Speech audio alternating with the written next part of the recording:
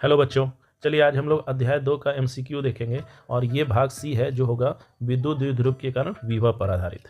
देखो पहला क्वेश्चन है विद्युत द्विध्रुव के कारण विभव का सूत्र क्या हुआ सामान्य बिंदु पर। तो ये होता है 1/4 pi epsilon naught into P cos theta by R square, यानी first number option is the right answer. दूसरा क्वेश्चन है द्विध्रुव के अक्षीय बिंदु पर थीटा का मान कितना होगा। तो अक्षीय बिंदु पर जब लेंगे तो दोनों का मान कितना होगा 0 डिग्री, यानी first is the right answer अक्ष पर।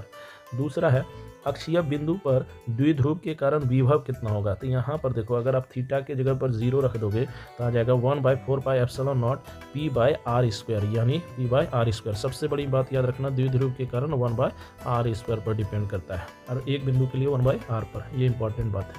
मध्यवर्ती जिसको कि इक्वेटोरियल लाइन कहा जाता है बिंदु पर थीटा का मान कितना होता है तो 90 डिग्री। मध्यवर्ती 90 डिग्री पर मध्यवर्ती बिंदु पर द्विध्रुव के कारण विभव कितना होगा। तो यहीं पर आप देखो अगर यहाँ हम cos थीटा की जगह पर 90 रख देंगे तो ये पूरा 0 हो जाएगा, इसलिए मध्यवर्ती बिंदु पर होता है 0। वेरी वेरी इंपॉर्टेंट ऑब्जेक्टिव है ये। कहता है छठा दूर बिंदु पर द्विध्रुवीय विभव का व्यवहार कैसा होता है। तो दूर बहुत बड़ा दूरी पर होता है 1/r² पर होता है, ये भी बहुत बार पूछा गया है। चलिए सातवां क्वेश्चन है द्विध्रुव विभव किस पर निर्भर करता है। तो ये द्विध्रुव विभव किस पर निर्भर करता है तो ये करता है p/r² पर, यानी आप कह सकते हैं है ना, ये निर्भर करता है q/12, यानी पहला द्विध्रुव आघूर्ण पर हाँ करता है, आवेश पर केवल दूरी पर, माध्यम पर नहीं, ये करता है द्विध्रुव आघूर्ण पर। द्विध्रुव के लिए विभव की प्रकृति कैसा होता है। तो विभव की प्रकृति होता है अदिश, यानी ये एक अदिश राशि है। प्रश्न 9 है कि द्विध्रुव आघूर्ण का SI मात्रक क्या है। तो द्विध्रुव आघूर्ण का SI मात्रक होता है, देखो द्विध्रुव आघूर्ण बराबर ही होता है P/QL। तो यहाँ होता है C, यहाँ होता है कूलाम, इसलिए होता है कूलाम मीटर, यानी first number option is the right answer.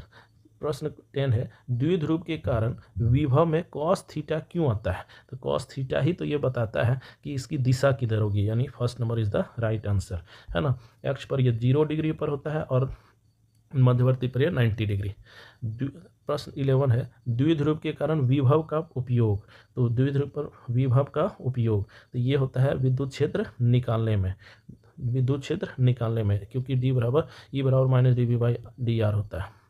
प्रश्न 12वां है द्विध्रुव के लिए विभव अधिकतम कब होता है। तो अधिकतम कब होगा जब ये cos थीटा का मान 1 हो जाए, यानी अक्ष पर होगा, और अक्ष पर मतलब cos थीटा = 0 डिग्री पर।